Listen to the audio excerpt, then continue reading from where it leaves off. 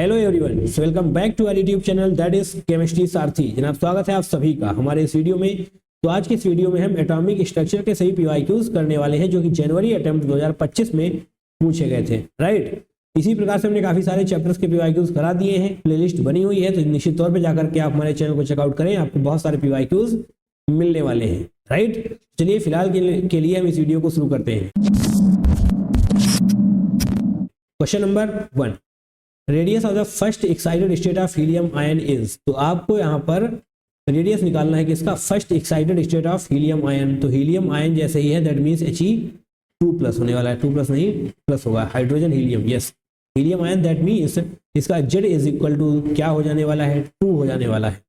First excited state का मतलब होता है जनाब N इज इक्वल टू क्या होता है, N इज इक्वल टू 2, है ना। फर्स्ट एक्साइटेड स्टेट का मतलब होता है N is equal to 2। Zero excited state का मतलब होता है N इज इक्वल टू 1, है ना। एंड सेकेंड एक्साइटेड स्टेट का मतलब होता है, सेकेंड एक्साइटेड स्टेट का मतलब हो जाएगा N is equal to 3, right. Oh 3 कैसा बना है ये, इसको सही करेंगे,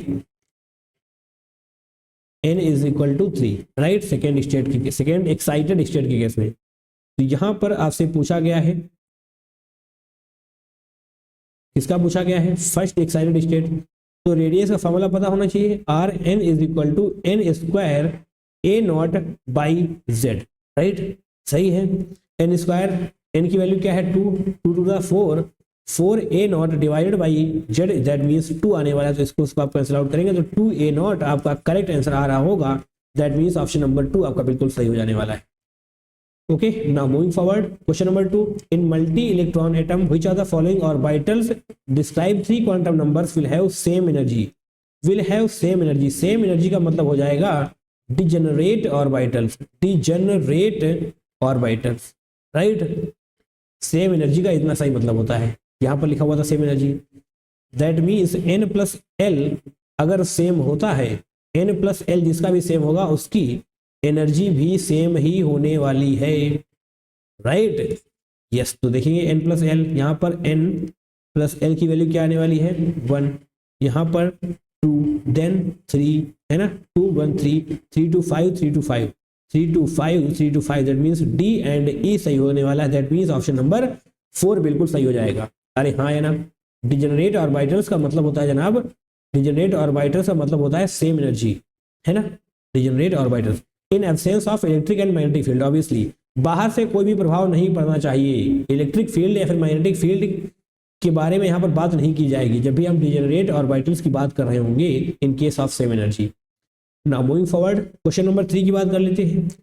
2 स्टेटमेंट दिए हुए हैं। Okay, statement 1, a plot under root V, that means frequency of X-rays emitted versus atomic mass is a straight line.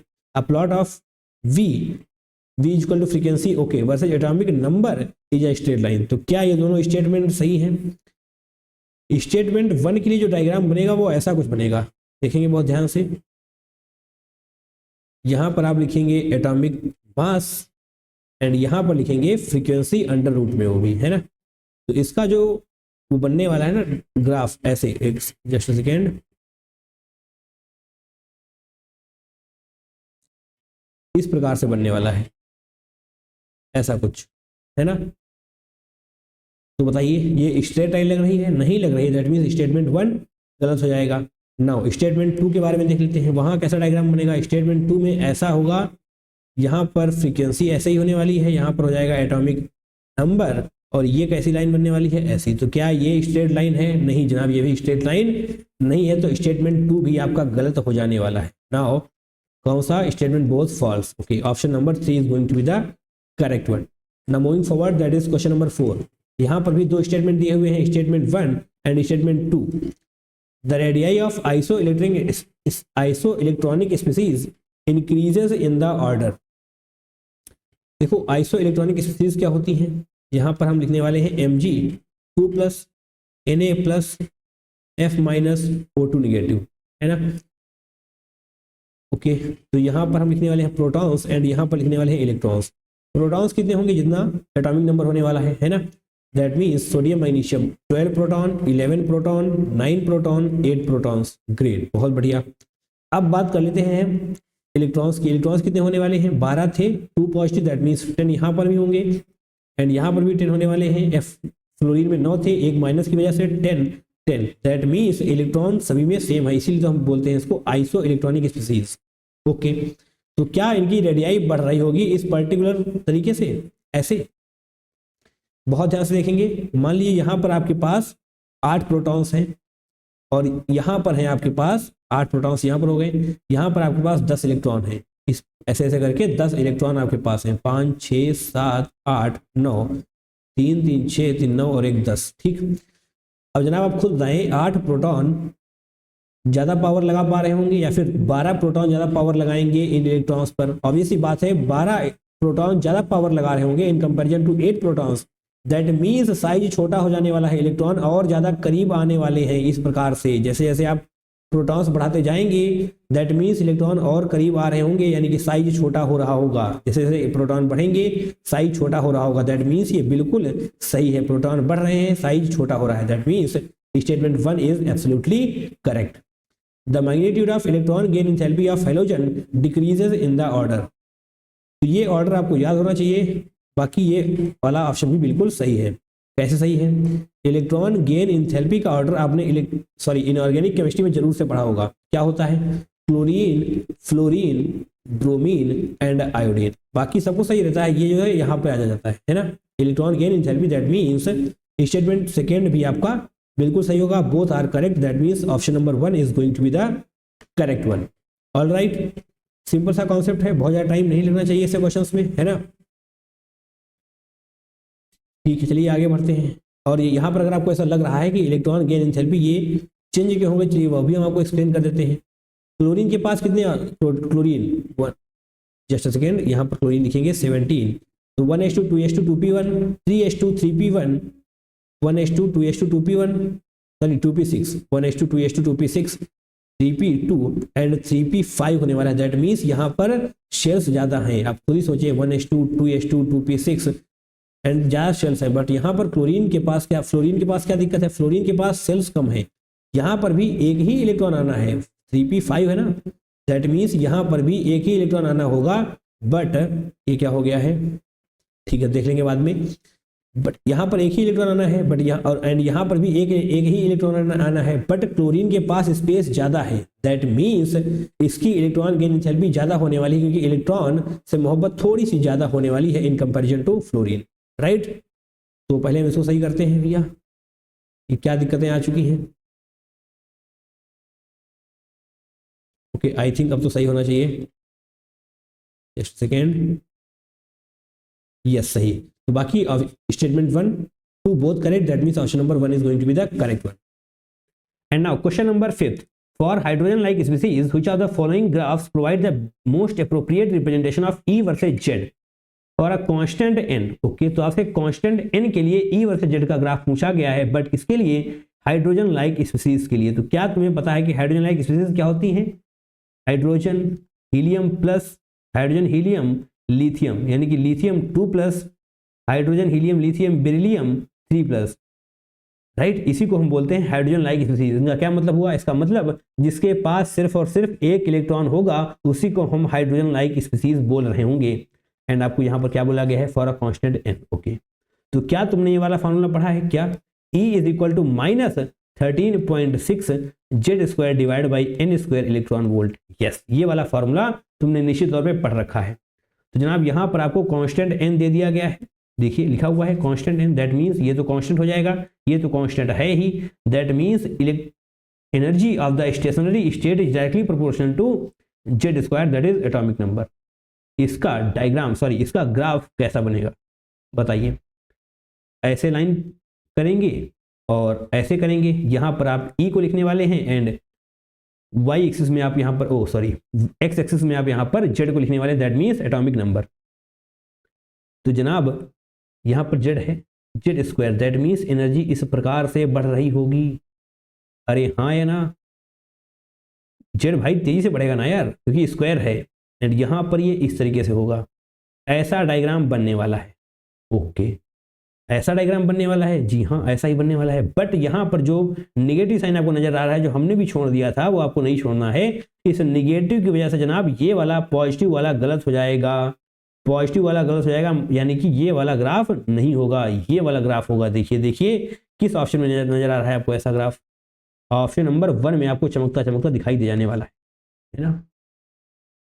Downward होगा, अपवर्ड मत कर देना। ऑप्शन नंबर 4 आपका गलत है जनाब, यहाँ पर पॉजिटिव को मानकर यह वाला ग्राफ बनाया गया है, राइट, निगेटिव है जनाब, निगेटिव को इग्नोर नहीं कर सकते। अच्छा क्वेश्चन बोलेंगे हम इसको, चलिए आगे बढ़ते हैं। क्वेश्चन नंबर 6 बहुत ध्यान से पढ़ेंगे, क्या है इसमें, heat treatment of muscular pain involves radiation of wavelength. Okay, wavelength दी हुई है तो पूछा गया है which spectral line of hydrogen atom is suitable for this. Okay, तो क्या आपको ये वाला फॉर्मूला पढ़ा है, कौन सा, रेडबर्ग इक्वेशन जिसको हम बोलते हैं, रेडबर्ग इक्वेशन, है ना। हम लिख के देते हैं आपको 1 बाई लैम्डा, लैम्डा थोड़ा सही से बनाया जाएगा, 1 by lambda is equal to R H Z square bracket में 1 by n1 square minus 1 by n2 square. क्या ये फॉर्मूला आपने पढ़ा है, बिल्कुल पढ़ा होगा, है ना। आर एच एक कांस्टेंट है, इसकी वैल्यू क्या होती है 10 टू द पावर 5 सेंटीमीटर, है ना, 10 टू द पावर 5 सेंटीमीटर इसकी वैल्यू होती है।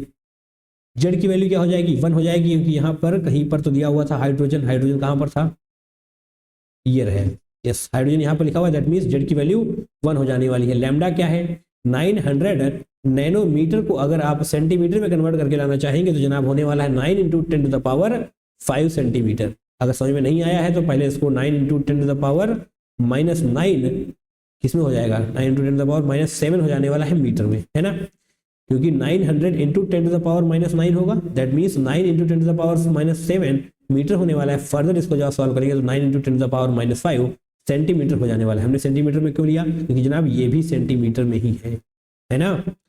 ओके, अब इन तीनों को यहां पर लेकर आते हैं, 1 by lambda is equal to क्या है 9 into 10 to the power minus 5 centimetre, है ना, एंड यहाँ पर 10 टू द पावर 5 सेंटीमीटर यहाँ है तो नीचे आ जाएगा 10 to the power 5 centimetre inverse बन जाने वाला है, दैट मीन्स सॉरी सेंटीमीटर ही रहेगा, ये सेंटीमीटर ही रहने वाला है। जेड का 1 हो जाएगा एंड ये वैल्यूज कैंसल आउट हो जाने वाली है, that means 1 by 9 is equal to 1 by n1 square minus 1 by n2 square. ये आपको सॉल्व करना है, n1 n2 की वैल्यू पुट करिए, जहां पर 1 बाई 9 आ रहा होगा वही ऑप्शन आपका बिल्कुल सही हो जाने वाला है ना। तो यहां पर इन्फिनाइट रखेंगे जब तो 2 दूनी 4 यानी कि 1 by 4, n1 is equal to, देखिए n1 यहाँ पर आने वाला है, देखिए इन्फिनाइट, दैट मीन्स n2 यहाँ पर आएगा, इन्फिनाइट ही हो जाएगा तो 1 बाई 2 1 बाई 4 ही आने वाला है ना। इस केस में क्या होगा, इस केस में 1 बाई 4 आ जाएगा, इस केस में क्या होगा, इस केस में 1 ही आएगा, इस केस में 1 बाई 9, यस यहाँ पर 1 बाई 9 आ रहा होगा एंड यहाँ पर क्या आ जाएगा 1 बाई 9 माइनस 1 बाई 25। इसको जब आप सॉल्व करेंगे तो 1 बाई 9 तो एटलीस्ट नहीं आएगा, है ना, that means option number 3 is going to be the correct one.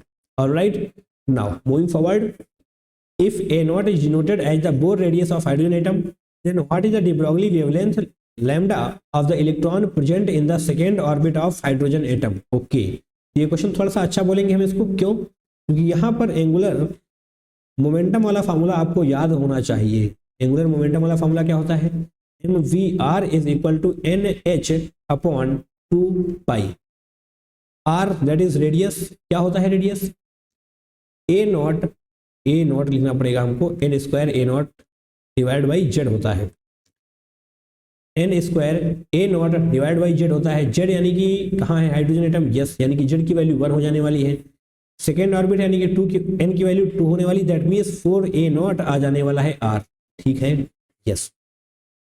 इसको यहाँ पर लेकर आते हैं, एम वी आर की जहाँ पर हम 4 ए नॉट लिखने वाले हैं, 4 ए नॉट लिखने वाले हैं, एन एच अपॉन 2 पाई एज रहेगा, 2 पाई को इस तरफ ले जाएंगे, एम वी को यहाँ पर लेकर आने वाले हैं। ऐसा क्यों कर रहे हैं अभी आपको समझ में आ जाएगा, 2 pi 4 a nought n h upon M v यहाँ पर लेकर आएंगे, हम एम वी यहाँ पर लेकर आएंगे। ओके, तो एच अपॉन एम वी क्या आने वाला है, लैम्डा ना, यस, क्योंकि ये फॉर्मूला होता है H equal to sorry lambda is equal to H upon M V. ये फॉर्मूला आपने पढ़ रखा है, फिजिक्स में भी पढ़ा है, केमिस्ट्री में भी पढ़ा है। और यही लैम्डा आपसे पूछा गया है। n को यहां पर लेकर आ जाएंगे, 4 दूनी 8 हो जाएगा, 8 pi a not divide by n किस ऑप्शन में नजर आ रहा है? 8 pi a not divide by n is in option number 1, हमारा वही ऑप्शन करेक्ट हो जाने वाला है, राइट। कोई दिक्कत है इसमें? नहीं होनी चाहिए ना। Moving forward, question number 8, two statement दिए हुए हैं, statement 1 and statement 2। It is impossible to specify simultaneously with arbitrary precision both the linear momentum and the position of the particle. बिल्कुल सही स्टेटमेंट है जनाब ये। It is impossible to specify, yes, आप specify नहीं कर सकते। और ये आप कहाँ पर पढ़ते हैं? अनसर्टेनिटी प्रिंसिपल में पढ़ रहे होते हैं। ये अनसर्टेनिटी प्रिंसिपल में आप ये बात पढ़ते हैं, both the linear momentum and the position of a particle is impossible to specify simultaneously with arbitrary precision. And second statement भी ऐसा कुछ है, if the uncertainty in the measurement of position and uncertainty in measurement of momentum are equal for an electron, then the uncertainty in measurement of velocity is, तो ये आपको solve करना पड़ेगा। यहां पर यूज होने वाला है किसका? हेजनबर्ग प्रिंसिपल, या सभी चीजें आपने पढ़ रखी है ना। क्या होता है Heisenberg uncertainty principle? Delta x is equal delta x into delta p is greater than or equal to h upon 4 pi, यही होता है। अरे हाँ है ना, यही होता है। डेल्टा x का मतलब क्या हो जाएगा? पोजीशन, एंड डेल्टा p का मतलब क्या हो जाएगा? मोमेंटम। ये रही पोजीशन, ये रहा मोमेंटम। आइए जनाब बहुत ध्यान से देखना है, आपसे क्या कहा गया है? If the uncertainty in the principle of, ये दोनों इक्वल हैं, ये दोनों इक्वल हैं, आर इक्वल, दैट मीन्स इन दोनों को हम एक ही मान सकते हैं। That means delta x is going to be equal to delta p, अरे हाँ है ना, yes. That means delta p square हम इसको लिख सकते हैं, यस बिल्कुल लिख सकते हैं, h अपॉन 4 पाई। अब बहुत ध्यान से देखना है, p स्क्वायर है, क्या हम इस स्क्वायर को हटा दें यहीं पे? यस, इस स्क्वायर को हम यहीं पर हटाने वाले हैं इस प्रकार से। जैसे ही हमने इस स्क्वायर को हटाया तो यहां पर अंडर रूट आ जाने वाला है। डेल्टा p इस प्रकार से होगा, देखिए h अपॉन पाई को हम ऐसे ही रखने वाले हैं अंडर रूट में, एंड 1/4 को बाहर निकालेंगे तो 1/2 बन जाने वाला है। अरे हाँ है ना, कोई दिक्कत इसमें नहीं। आपसे पूछा क्या कि uncertainty in the measurement of velocity. Okay, velocity momentum का फार्मूला पढ़ा हुआ है। मोमेंटम के फार्मूले में होता है p is equal to mv। तो मोमेंटम में ही आपको आगे ले चलते हैं। Delta p greater than h upon pi in under root into 1/2 था, यहाँ पे 1/2 होने वाला है। सही है, देख सकते हैं आप, बिल्कुल सही लिखा है हमने। And delta p is equal to mv होने वाला है। दैट मीन्स डेल्टा p की जहाँ पे आप क्या लिख सकते हैं? Delta m into, sorry delta m नहीं, डेल्टा v होने वाला है।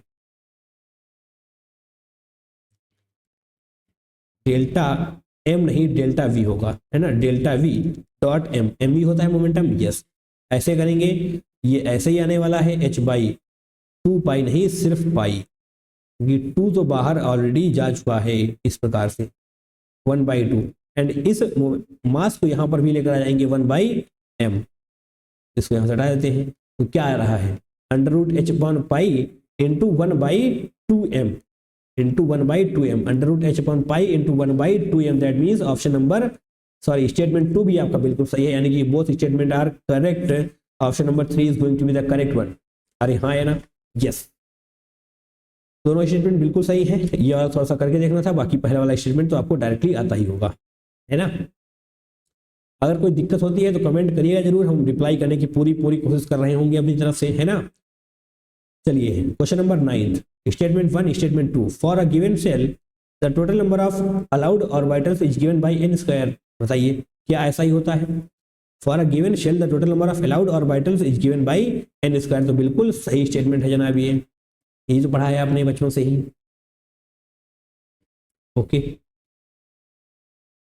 अब आगे बढ़ते हैं, कौन सा है? For any subshell the spatial orientation of the orbital is given by -L2 + L values including 0। बिल्कुल सही बात है। m is equal to, that is magnetic quantum number, आपने क्या पढ़ा है? -L2 + L including 0। सारी बातें यहाँ पर लिखी गई हैं, सारी बातें लिख दी गई हैं, कोई भी कंफ्यूजन आपको नहीं होने वाला, है ना। बचपन से पढ़ रखा होगा आपने।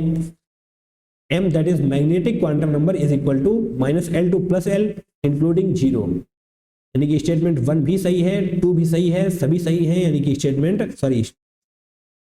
Option number 3 is going to be the correct one. सारे स्टेटमेंट सही ही तो पूछे गए, कोई गलत तो है ही नहीं हमें लग रहा है। कोई गलत था क्या? नहीं, यहाँ पर भी कोई गलत नहीं था, यहाँ पर दोनों ही गलत थे, है ना। तो most of the time statement सही ही पूछे जा रहे हैं, बट यही कॉन्सेप्ट न यूज कर देना बैठ के एग्जाम हॉल में, है ना। पढ़ लेना क्वेश्चन को सही तरीके से। Question number 10, for hydrogen atom the orbitals with lowest energy. तो जो हमने वहां पर आपको पहले क्वेश्चन में बता दिया था डिजेनरेट, यहाँ पर थोड़ा सा एक्सप्लेन करना पड़ेगा, है ना, अदरवाइज आप समझ नहीं पाएंगे।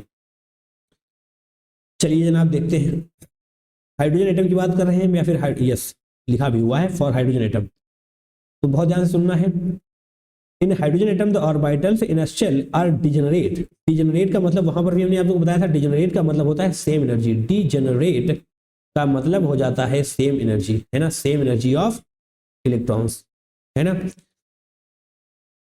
और सेम एनर्जी के लिए आपको n एंड l की बात करनी होती है, और ये सिर्फ और सिर्फ n पर डिपेंड कर रही होती है, that is principal quantum number. n क्या होता है?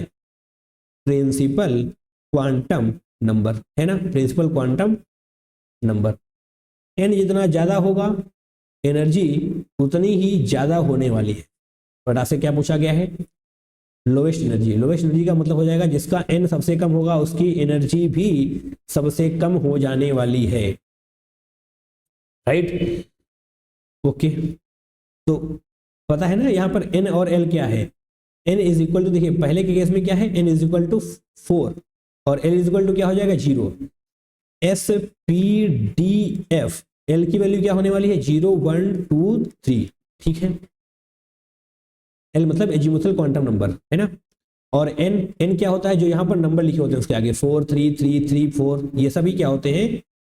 n, that means principal quantum number. यहाँ पर आपसे पूछा गया है किसकी एनर्जी सबसे कम है, तो एनर्जी का ये वाला कॉन्सेप्ट आप लगा देंगे, ये जो कॉन्सेप्ट बताया मैंने यही आप लोग को लगाना है, ठीक है, लगा देंगे, कोई दिक्कत नहीं है। यहाँ पर हमको n की वैल्यू देखनी है, 4 में ज्यादा होगी, इन दोनों में ज्यादा होने वाली है, a और e में ज्यादा होगी, यानी कि B C D में कम होने वाली है, B C D में कम होने वाली है। Option number 1 is going to be the correct one. आपसे लोवेस्ट पूछा गया था ना, दैट मीन्स जहां पर n सबसे कम होगा उसी की एनर्जी सबसे कम होने वाली है।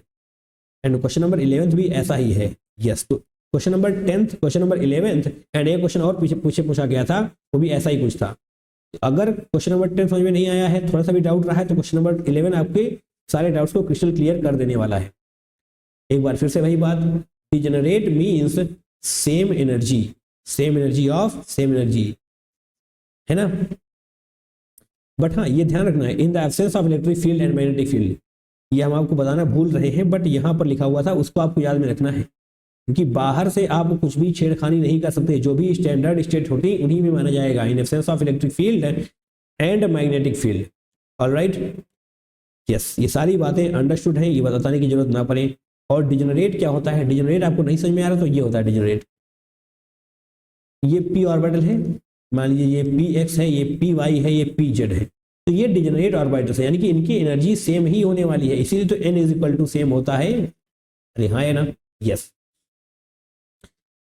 ओके, तो क्या कहा गया सर? स्पेक्ट्रल लाइन एंड, हाँ स्पेक्ट्रल लाइन के बारे में भी सीख लीजिए। स्पेक्ट्रल लाइन का क्या मतलब है? जब इलेक्ट्रॉन डिजेनरेट ऑर्बिटल्स में मूव करता है तो कोई भी स्पेक्ट्रल लाइंस नहीं देखने को मिलती है। जब इलेक्ट्रॉन डिजेनरेट ऑर्बिटल में मूव करेगा तो स्पेक्ट्रल लाइन देखने को नहीं मिलने वाली, पर जैसे ही इलेक्ट्रॉन एनर्जी लेवल्स को ट्रांसफर करेगा, एनर्जी लेवल्स को पार करेगा, वो स्पेक्ट्रल लाइंस बनाता हुआ जाएगा।